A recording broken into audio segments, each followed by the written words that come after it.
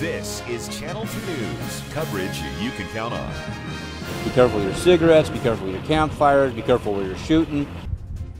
All right, we are following a fire that's now 3,000 acres in size. We now know the cause and what crews are facing as they continue to battle this one. Firewatch tops Channel 2 News at 6:30. It's called the Chaves fire. Started yesterday afternoon.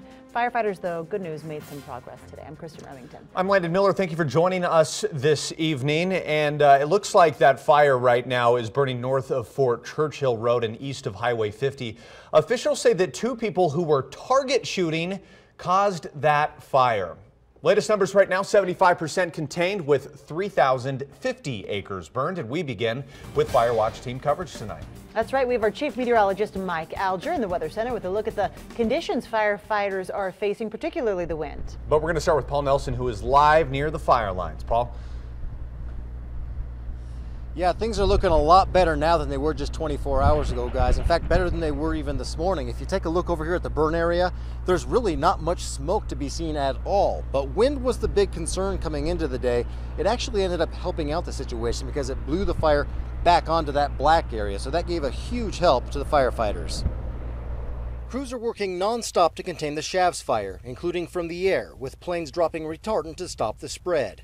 I just seen a lot of planes and a lot of helicopters dropping a lot of water and a lot of glowing hills in the evenings. The fire's covered a lot of ground over the last 24 hours, leaving a charred mountain in its wake. But fire officials say they're confident they have the upper hand.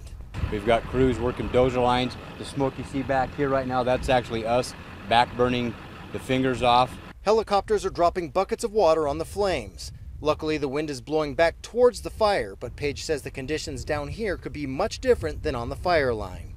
They could be doing three different things up there, depending where they're at and what type of canyons that they have.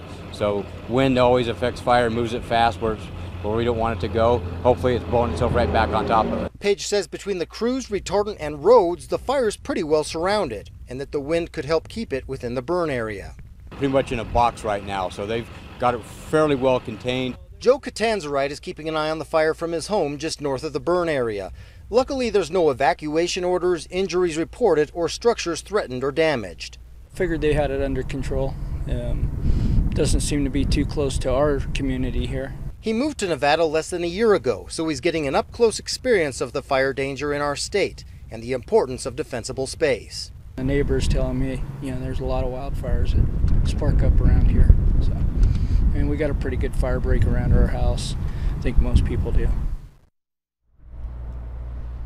The Carson River is just on the other side of that burn area, on the other side of that mountain, and that's pretty convenient for the helicopters because it gives them an easy place to go to refill their buckets. But the air tankers, on the other hand, have to go all the way back to Stead in order to refill. Covering Firewatch live in Stagecoach, Paul Nelson, Channel 2 News. All right, sounds like some encouraging news. At least they made a lot of progress today, but we see